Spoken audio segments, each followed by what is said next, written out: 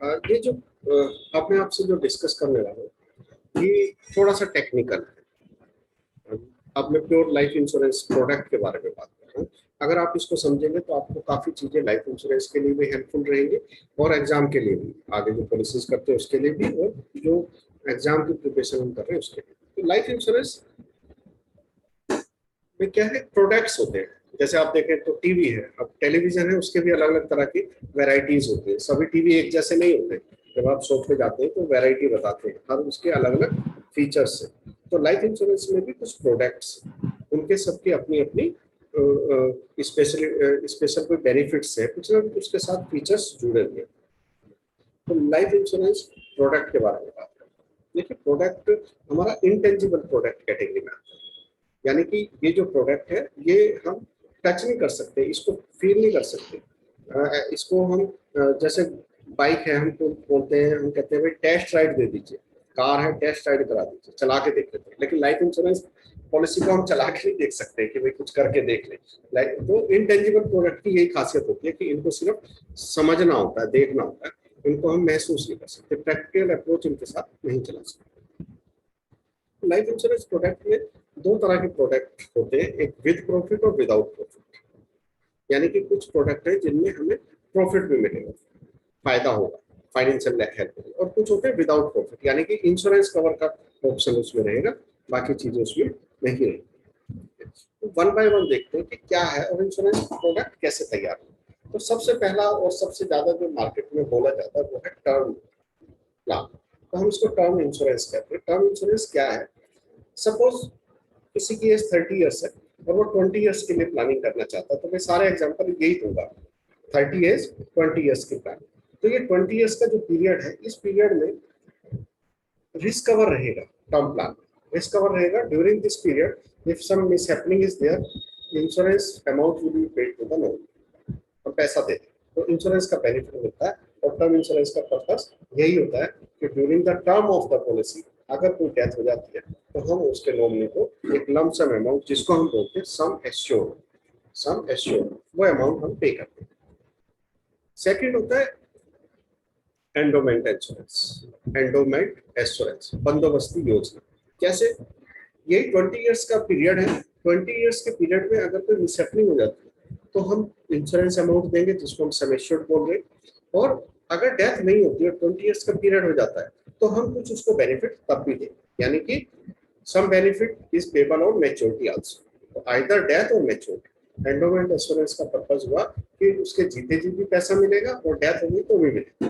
तो दोनों purpose solve होते हैं। और इंडियन एटमोस्फेयर में ये प्लान सबसे ज्यादा पॉपुलर होते हैं कि लोग चाहते हैं कि हमें, हमने जो सेविंग की है, जो पैसा इंश्योरेंस कंपनी को दिया है, उसका हमें कुछ रिटर्न भी मिल जाए, तो वो फायदा हमें मिलता है। एक होता है एंटीसिपेटेड एंडोमेंट इंश्योरेंस या मनी बैक प्लान्स। यानी कि 20 ईयर के टर्म में मेरे को आफ्टर 20 ईयर पैसा मिलेगा। ये एश्योरेंस तो मिल गया, लेकिन मैं चाहता हूँ इन बिटवीन भी मुझे कुछ मिले, कुछ पैसा मुझे बीच बीच में मिलता रहे, तो इसको बोलते हैं मनी बैक प्लान। तो यहाँ पर सपोज हमने प्लान किया कि after every 5 year 20% of some assured will be paid. तो अगर किसी ने 10 लाख की पॉलिसी ली है तो 5 साल के बाद उसको 2 लाख रुपए, 20% ऑफ 10 lakhs, 2 लाख रुपए उसको मिल जाएगा। आफ्टर 10 ईयर अगेन उसको 2 लाख मिल जाएगा। आफ्टर 15 ईयर 2 lakhs मिल जाएंगे। और आफ्टर 20 ईयर्स उसको बैलेंस सम एश्योर्ड, यानी कि उसका 10 लाख में से 6 लाख वापिस चला गया, तो 4 लाख अभी हमारे पास बचा। प्लस अगर वो विद प्रॉफिट है तो उस पर हम बोनस उसको, इंश्योरेंस में इंटरेस्ट नहीं बोला जाता है, बोनस बोला जाता है, और उसकी कैलकुलेशन का प्रोसेस भी अलग होता है। तो विद प्रॉफिट पॉलिसी में हम sum assured plus bonus maturity पे देते हैं। तो विदाउट प्रॉफिट पॉलिसीज में या तो हम रिटर्न ऑफ प्रीमियम करते हैं या सम एश्योर्ड, जो भी प्लान के कंडीशन है। एक प्लान की कैटेगरी आती है होल लाइफ प्लान।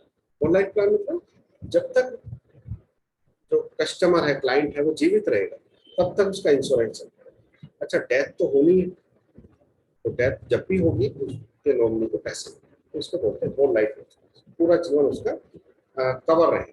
तो ऐसे में क्लाइंट को ये पता होता है कि जब भी डेथ होगी मुझको इंश्योर्ड अमाउंट मिलेगा। अब इसका पर्पज क्या है? इसका पर्पज आज की तारीख में ये है, सपोज हस्बैंड वाइफ है। अब हस्बैंड वर्किंग है, वाइफ हाउस वाइफ। तो हस्बैंड सोचता है कि जब मेरी डेथ होगी तो मेरी वाइफ क्योंकि वर्किंग तो नहीं है, अब उसके पास फंड्स की प्रॉब्लम आएगी। आप ये सोच सकते हैं कि फंड्स तो वो अपने सर्वाइवल के टाइम पर इकट्ठा करके रख सकता है, लेकिन प्रैक्टिकली देखें तो किसी भी फैमिली में 60 65 70 की एज पे जो व्यक्ति होता है, उसकी सारे पैसे प्रॉपर्टी का हक किसका हो जाता है? फैमिली का।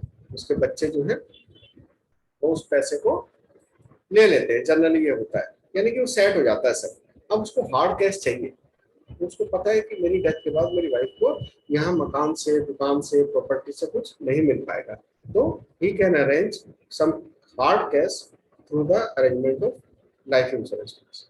अब उसने अगर 30 35 साल की एज में एक लाइफ इंश्योरेंस पॉलिसी करा ली कि मुझे 15 साल 20 साल 25 साल प्रीमियम पे करना है, उसके बाद जब भी डेथ होगी मेरे स्पाउस को मिल जाएगा, तो ये उसके लिए पीस ऑफ माइंड आता है, और इंश्योरेंस का कंसेप्ट वहाँ पर उसको सपोर्ट है। ऐसे ही एक कंसेप्ट होता है हमारे पास unit unit link insurance plan, share बाजार से जुड़ी हुई पॉलिसी। तो जैसे इक्विटी मार्केट में शेयर होता है, ऐसे ही यूनिट लाइफ इंश्योरेंस में यूनिट होता है। यूनिट में हम शेयर के बजाय इसको यूनिट बोलते हैं। तो एक कस्टमर ने प्रीमियम पे किया, मान लीजिए उसने 1 लाख का प्रीमियम पे किया, और 1 लाख के प्रीमियम से हमने कुछ अपने एक्सपेंसेस निकाले, क्योंकि तो यहाँ पर उसका इंश्योरेंस कवर भी है, ऑफिस के एक्सपेंसेस भी है। उसके बाद जो पैसा बचा, हमने वो पैसा शेयर बाजार में इन्वेस्ट कर दिया, और शेयर बाजार से जो उसकी वैल्यू बनी at the time of maturity और डेथ, उसकी फैमिली को या उसको मिल सकती है। तो यूनिट प्लान इक्विटी मार्केट से जुड़े हुए। ऐसे ही हमारे पास एक मॉर्गेज रिडेम्पशन स्कीम होती है, यानी कि मकान के साथ, मकान किसने लिया तो होम लोन वो करता है, तो उसका इंश्योरेंस भी करा देता है ना। वो अब एक आदमी ने 50 लाख रुपए होम लोन लिया और उसकी डेथ हो गई, तो होम लोन कौन पूरा करेगा? या तो मकान छोड़ना पड़ेगा, और या फिर उसको पैसा देना पड़ेगा। तो होम लोन को हम इंश्योर करते हैं। तो यहाँ पर सिंपल इंश्योरेंस से क्यों नहीं करते? तो कस्टमर ये बोलता है कि मैंने आज 50 लाख का लोन लिया, लेकिन आफ्टर 10 ईयर मेरा हाउसिंग लोन तो रह जाएगा 30 लाख, और मुझसे आप इंश्योरेंस करा दो 50 लाख का। तो कहता है कि मैं एक्स्ट्रा पे क्यों करूँ? तो हम क्या करते हैं, उसकी ईएमआई के थ्रू मैनेज करते हुए, यानी कि उसका रिड्यूसिंग सम एश्योर्ड बना देते हैं। 50 लाख का वेरी फर्स्ट है, अगले साल थोड़ा कम हो जाएगा, थर्ड ईयर कुछ कम हो जाएगा। तो हम कोई ऐसी प्लान बना दे जो इसको उस बेनिफिट को दे सके, जब उसका इंश्योरेंस कवर उसे कम चाहिए लेकिन हम उसका पीरियड ज्यादा ले लें। तो हम मॉर्गेज रिडेम्पशन स्कीम से उसको थोड़ा सा रिलैक्स कर देते हैं, उसका इंश्योरेंस का पीरियड कम हो जाए। ऐसी जॉइंट लाइफ इंश्योरेंस पॉलिसीज भी होती है, जहां स्पाउस, हस्बैंड वाइफ दोनों एक इंश्योरेंस पॉलिसी लेके अपना इंश्योरेंस कवर ले सकते हैं और फैमिली के लिए कुछ सेविंग प्लान बना सकते हैं। इंश्योरेंस पॉलिसीज में कुछ राइडर होते हैं, यानी कि कुछ एडिशनल बेनिफिट देने के लिए भी कंसेप्ट है, उनको हम राइडर बोलते हैं। तो ये पॉलिसी के साथ लिया जा सकता है, इंडिपेंडेंट नहीं ले सकते। राइडर्स में आप देखेंगे तो हमारे पास एक्सीडेंटल बेनिफिट राइडर होता है, यानी कि एक्सीडेंटल इंश्योरेंस में हम जोड़ देते हैं, यानी कि एक्सीडेंट से अगर डेथ हुई तो some extra amount will be paid, या some extra sum assured will be paid to the family, to the nominee. Rider में हमारे पास क्रिटिकल इलनेस का भी आ जाता है कि कुछ बीमारियों को हम कवर कर सकते हैं। इंश्योरेंस में टर्म राइडर भी होता है। टर्म राइडर यानी कि मैंने 10 लाख की पॉलिसी ली, बट मैं चाहता हूँ इंश्योरेंस मेरा 20 लाख का, तो मैं 10 लाख की एक्चुअल पॉलिसी पे 10 लाख का टर्म राइडर ऐड करता हूँ, जिससे कि मेरी पॉलिसी रिस्क कवर मेरे को 20 लाख का देगी। तो वही प्रीमियम नॉमिनल चेंज करने के बाद मैं राइडर के हेल्प से अपना इंश्योरेंस कवर बढ़ा सकता हूँ। ऐसे ही राइडर होता है प्रीमियम वेयर बेनिफिट राइडर। अब मैंने छोटे बच्चे की पॉलिसी कराई, 3 साल का बेबी है, उसकी पॉलिसी कराई। अभी मैं कमाता हूँ और मुझे कुछ हो गया तो वो भी पे द प्रीमियम, दिक्कत आएगी। तो यहाँ पर क्या करते हैं, हम एक राइडर उस पॉलिसी में ऐड कर देते हैं। उस राइडर का बेनिफिट हुआ in case of death of proposer, जिसने पॉलिसी ली है, पेरेंट ने जिसने पॉलिसी ली है, बच्चा तो प्रपोज कर नहीं सकता, तो उसका रिस्क कवर हम इस पॉलिसी में ऐड कर देते हैं through this rider, premium waiver benefit rider. तो अगर अब इस प्रपोजर की डेथ हो जाती है तो premium will be waived of, माफ हो जाएगा, किस्त माफ हो जाएगा, policy will remain continue in force रहेगी, और डेथ होने पर सॉरी पॉलिसी जब मैच्योर होगी, पॉलिसी में जो भी बेनिफिट बताए गए थे वो सारे बेनिफिट एज इट इज बच्चे को मिल जाए। तो ये राइडर्स का बेनिफिट हमें मिल जाता है। प्रॉफिट और नॉन प्रॉफिट मैंने आपको बताया कि कुछ पॉलिसी विद प्रॉफिट होती है और कुछ विदाउट प्रॉफिट। तो विदाउट प्रॉफिट का मतलब है कि उसमें बोनस एडिशन नहीं होगा, जितना दिया या तो वो मिलेगा, या एक लमसम अमाउंट हमने बताया सम एश्योर्ड वो मिले। बट विद बोनस पॉलिसीज में या विद प्रॉफिट पॉलिसीज में हर साल कुछ ना कुछ बेनिफिट उसमें एज पर कंपनी अर्निंग, जो भी कोई कंपनी है, इंश्योरेंस कंपनी है, वो जो अर्न कर रही है वो बोनस डिक्लेयर कर, हर साल बोनस डिक्लेयर होता है। रूल है IRDA का कि हर साल बोनस डिक्लेयर करना है। तो जो बोनस डिक्लेयर करते हैं वो अमाउंट पॉलिसी में एड ऑन होता रहता है, और पॉलिसी मैच्योरिटी या डेथ क्लेम के टाइम पर ये पैसा बोनस के साथ, मतलब उसका जो मैच्योरिटी अमाउंट है उसमें सम एश्योर्ड बोनस के साथ मिल जाए। कुछ पॉलिसीज होती है जिसको हम बोलते हैं एन्युटी प्लान। अब जनरल भाषा में बोलेंगे तो बोलेंगे पेंशन प्लान, पेंशन नहीं होता, टेक्निकल वर्ड है एन्युटी। तो जो एन्युटी प्लान है वो क्या करते हैं, पोस्ट रिटायरमेंट सॉल्यूशन देते हैं। यानी कि एक आदमी जब अपने एक्टिव वर्किंग लाइफ से रिटायर होगा, छोड़ेगा काम, तब उसके पास कहीं से इनकम आना चाहिए। वो इनकम आता है रिटायरमेंट प्लानिंग से या एन्युटी प्लान से। एन्युटी प्लान दो प्रकार के होते हैं, एक होता है इमीडिएट एन्युटी प्लान और second is deferred annuity. Immediate annuity यानी कि आज मेरे पास 10 लाख रुपया है, मैंने इंश्योरेंस कंपनी को 10 लाख पे किया, and company will pay the annuity हर साल। एनुअल एन्युटी बोलते हैं कि हर साल कोई हम बेनिफिट या कोई हम फिक्स अमाउंट पे करेंगे, but it can be in all modes, monthly, quarterly, half yearly या ईयरली मोड में मुझे मिल सकता है। ये इमीडिएट एन्युटी। एक दूसरा होता है डेफर्ड एन्युटी। सपोज मेरी एज है 35, अभी मैं नहीं चाहता कि मेरे को पेंशन चाहिए, तो मेरी वर्किंग एज है, मेरे को सैलरी मिलती है, तो मैं प्लान करता हूँ कि जब मैं 55 का हो जाऊंगा तो मुझे कहीं से पैसा आना चाहिए, तो मैं एन्युटी प्लान लेता हूँ, डेफर्ड एन्युटी। तो मैं 20 ईयर्स तक इंश्योरेंस कंपनी को पैसा दूंगा, but after 20 years insurance company will pay annuity for whole life, पूरा लाइफ मेरे को एन्युटी मिलती है। तो दो प्रकार की मैंने एन्युटी आपको बताई। डेफर्ड एन्युटी में कुछ कंसेप्ट होते हैं, सवाल आते हैं, क्वेश्चन पूछ लेते हैं।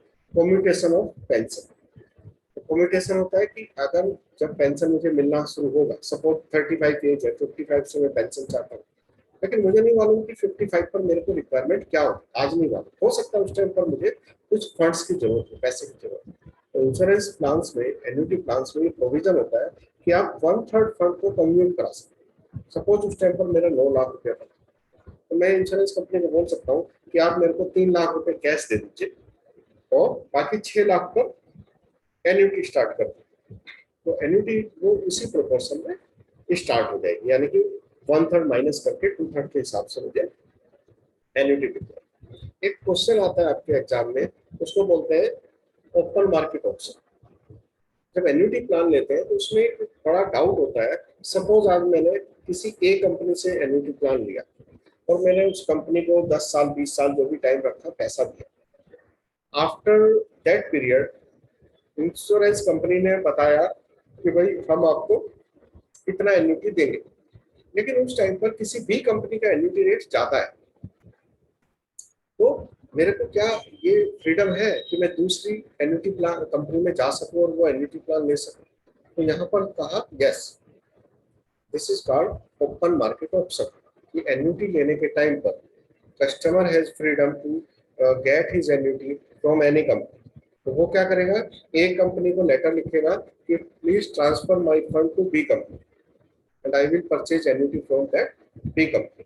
तो insurance company has to transfer that amount. तो इसको बोलते हैं ओपन मार्केट ऑप्शन। क्योंकि लोगों को ये शिकायत थी कि जिस कंपनी पे हम आज पॉलिसी ले रहे हैं, अगर 20 साल के बाद इसके पास कोई अच्छा एन्युटी प्लान नहीं हुआ तो मुझे ऐसा लगेगा कि मैं फंस गया, गलत जगह मैंने डिसीजन लिया। तो for that there is a solution called open market option. तो मुझे उम्मीद है कि आपको ये चीजें समझ आ रही होंगी जो हम डिस्कस कर रहे हैं। हेल्थ इंश्योरेंस का चैप्टर है, उसको आप पढ़ के देखिएगा, नहीं भी पढ़ पाते हैं तो उसको छोड़ सकते हैं, क्योंकि बाकी चैप्टर्स को आप थोड़ा सा अच्छे से देख। ठीक है, मैं कुछ चीजें आपको बता रहा हूँ और ऐसी हम क्लास एक जल्दी दूसरी रख सकते हैं। ठीक है, क्योंकि अभी आपको एक साथ बहुत सारी चीजें शेयर करना ठीक नहीं रहेगा। जो मैं बता रहा हूँ इससे आपका इंश्योरेंस का कंसेप्ट थोड़ा सा क्लियर हो जाएगा, और जब आप रीडिंग करेंगे तो कुछ चीजें आपको समझ आने लगेगी। तो लाइफ इंश्योरेंस में कुछ एप्लीकेशंस है, 3 एप्लीकेशन डिस्कस करते हैं, आपके एग्जाम में भी आते हैं।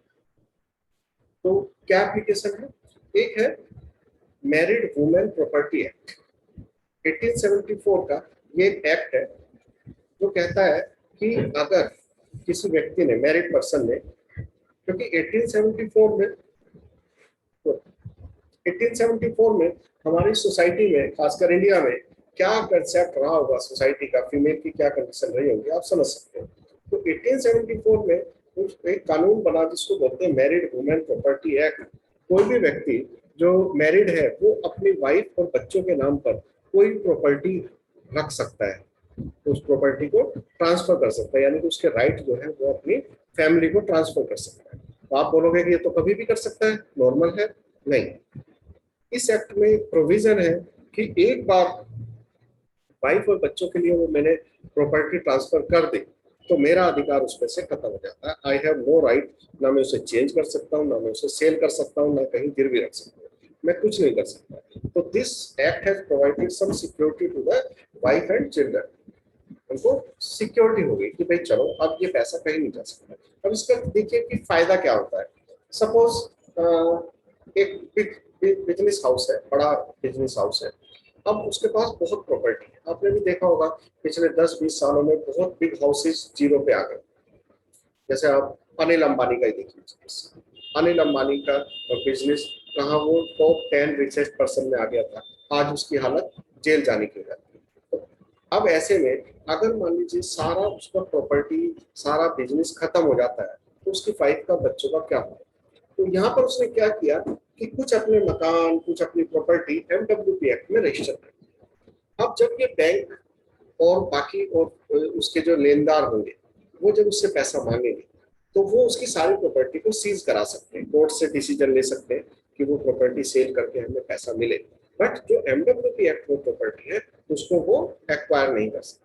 तो that is free from all इस तरह के जो रूल रेगुलेशन से फ्री हो जाती है और वो प्रॉपर्टी पर वाइफ और बच्चों का ही अधिकार बना रहता है। तो लाइफ इंश्योरेंस में क्यों पढ़ाते हैं हम इसको, because life insurance policy is also applicable, मतलब this rule is applicable in life insurance policy also।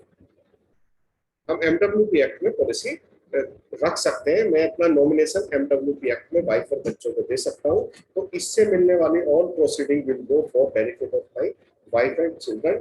इसको कोई कोर्ट, कोई बैंक मुझसे नहीं छीन सकता, तो मेरी फैमिली सिक्योर हो जाती है। बेनिफिशियरी जो है वो 100% सिक्योर रहते हैं। नहीं तो मान लीजिए मेरा मकान है, अभी उस पर कोर्ट अगर कब्जा करता है तो छीन लेगा, वाइफ को, बच्चों को, सबको बाहर निकाल देगा। लेकिन अगर वो एमडब्ल्यूपी एक्ट में वाइफ के और बच्चों के नाम से मैंने लिख दिया है तब उसको कोर्ट नहीं ले सकता। तो this is one of the application of life insurance.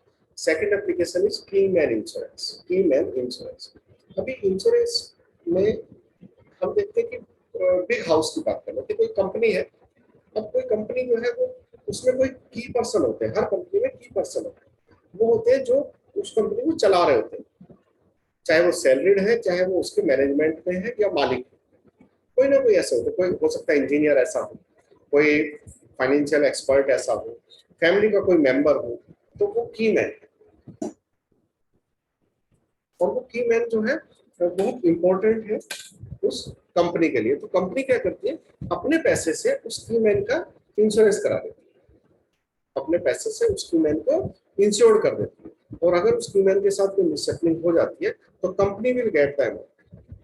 अब कंपनी को क्या फायदा हुआ कि मान लीजिए मैंने, कंपनी ने 1 करोड़ रुपया अपने किसी एक स्पेशल एम्प्लॉय के नाम से इंश्योरेंस कराया की मैन कैटेगरी, और उसकी डेथ हुई, तो उसका रिप्लेसमेंट जरूर ढूंढा जाएगा। ऐसा तो नहीं कंपनी बंद कर दी जाएगी, but that replacement will take some time.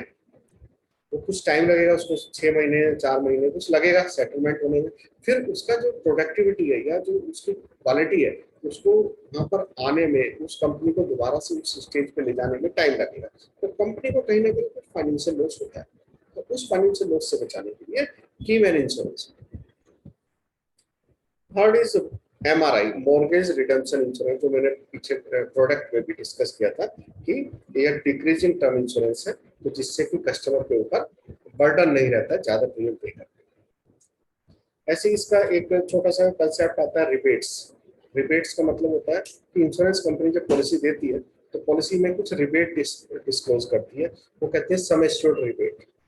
Suppose आप आम ले रहे हैं, आप 1 किलो आम लेते हैं तो वो कहता है कि 50 रुपए किलो है, लेकिन जब वहाँ कहते हैं 5 किलो लेंगे, बताइए कितने देंगे, तो वो कुछ डिस्काउंट कर देता है, कहता है कि 45 रुपए के हिसाब से लगा लीजिए, तो वो रिबेट देता है। हम भी इसको बोलते हैं सम एश्योर्ड रिबेट। अगर हम बड़े सम एश्योर्ड की पॉलिसी लेते हैं तो insurance company will provide some discount, वो बेनिफिट देती है। ऐसे मोड ऑफ प्रीमियम का रिबेट, रिबेट और मोड ऑफ प्रीमियम। सपोज एक व्यक्ति मंथली प्रीमियम पे करता है और एक ईयरली प्रीमियम पे करता है, तो इंश्योरेंस कंपनी के पास मंथली मोड में क्या होगा, एक एक महीने पैसा आएगा, और ईयरली मोड में क्या आएगा, इकट्ठा पैसा आएगा।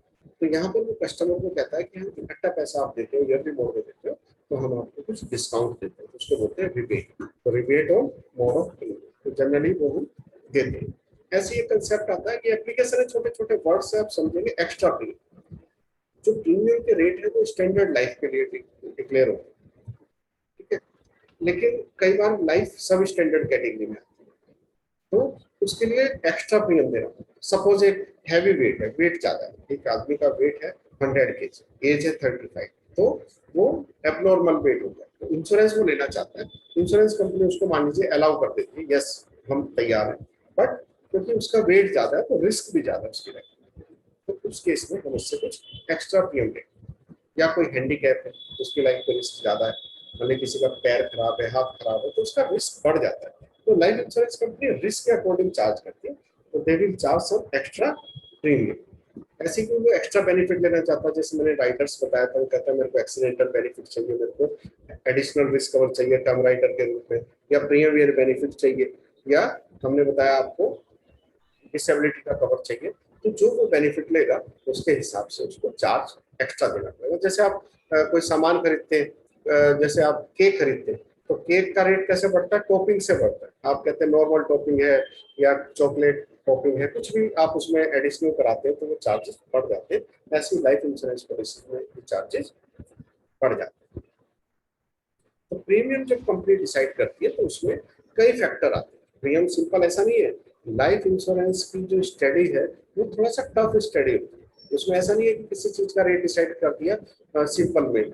आप सोचिए, आप जो 50 रुपए किलो का जो आम लेते हैं आप, वो क्या 50 रुपए का किसान बेचता है, किसान ने बेचा होगा 10 रुपए किलो, फिर वहां से व्यापारी ने खरीदा होगा, ट्रांसपोर्टेशन का खर्चा, फिर यहाँ दिल्ली में आया होगा, दिल्ली से फिर मेरा गली का सब्जी वाला खरीद के लाया, तो ये सारे जो एक्सपेंसेस आते हैं वो सारे 50 रुपए में कन्वर्ट हो जाते हैं। ऐसी लाइफ इंश्योरेंस में हमारे बहुत सारे खर्चे होते हैं। सबसे पहला होता है रिस्क कवर का मोर्टेलिटी चार्ज।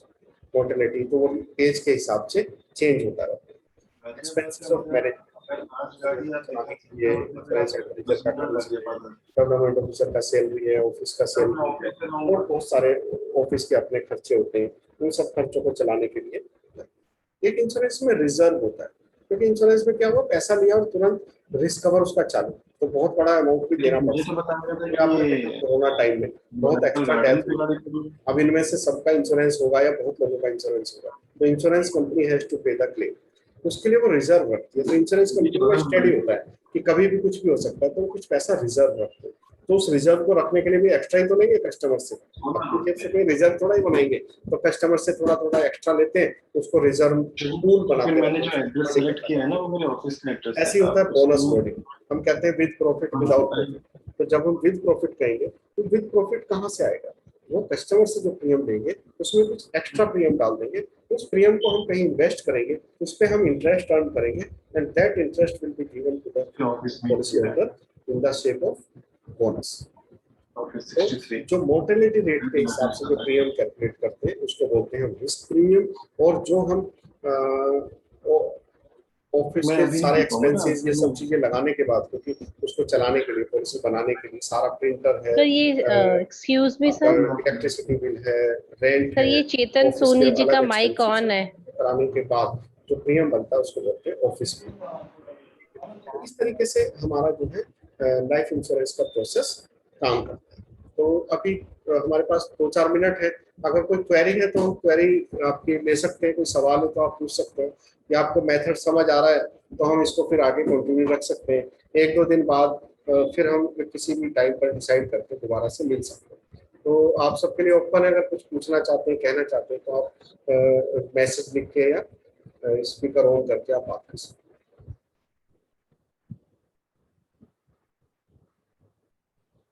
मैं अनम्यूट कर देता हूँ अगर कोई अनम्यूट हो, तो अनम्यूट नहीं है मेरी तरफ से। कोई कुछ कहना चाहते हैं? ओके, तो नेक्स्ट कोई क्लास रख लेते हैं, क्योंकि अभी मुझे लगता है 1 घंटे का टाइम हो गया है, तो इट इज सफिशिएंट कि एक बार में मैं इतनी ही बात आपको बताऊं। तो एक और मैं आपके साथ ऐसी ही क्लास रख लेता हूँ जिसमें मैं 2 इम्पोर्टेंट टॉपिक रखूंगा।